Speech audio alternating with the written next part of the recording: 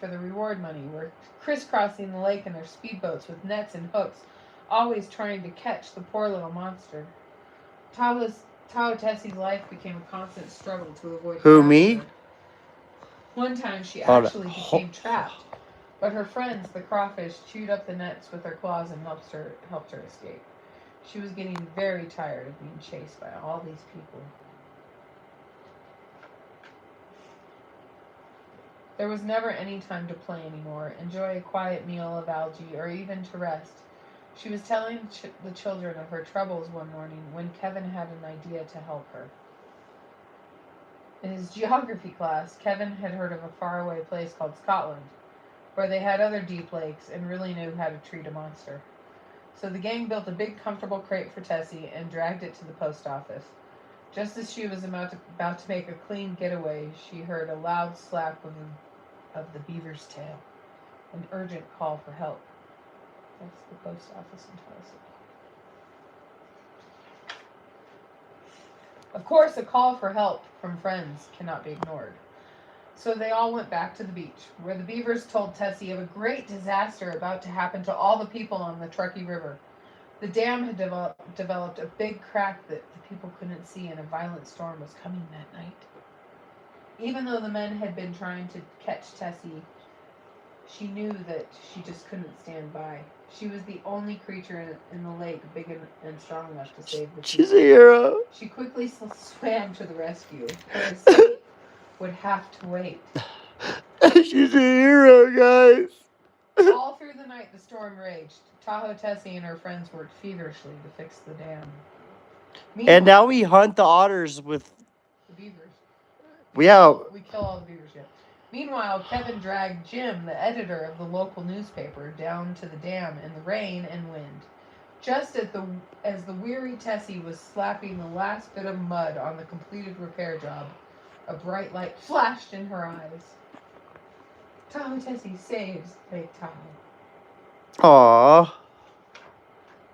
Tessie was a heroine. News of her actions spread like wildfire.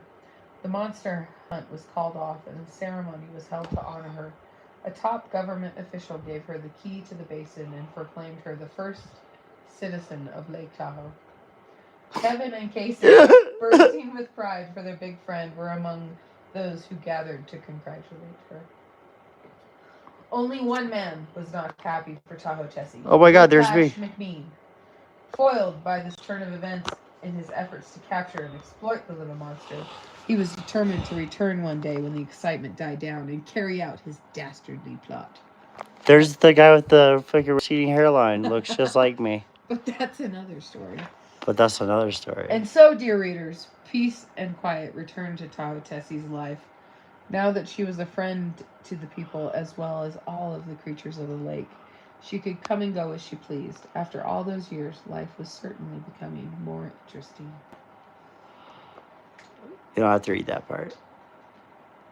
In the summer of 1984, a rash of monster sightings in Lake Tahoe drew the attention of National Wire Services. Huh. It's got the seal. That means it's legit. Yeah, I got this from 7-Eleven in 1988. We could remake this book and sell that shit. Should we order 100% we should order a poster. How much are they asking for these posters? Like, yeah, what was the price? You know damn well they're not going to fucking answer. And if I sent money to that P.O. box and it doesn't work, like, do they give me my money? It was $4 for a poster. $4, huh? Yeah. It's not a bad deal. How much was the book? $5.95. She says she'd read it. Oh wait, I just forgot your name's Red Librarian. You could get additional copies for $5.95 as well. See, and then look, there they are. Wait, so here we go. Do you know that person? Don't say anything that's like doxing people. But yeah. But this used to be out in front of the store in Kings Beach.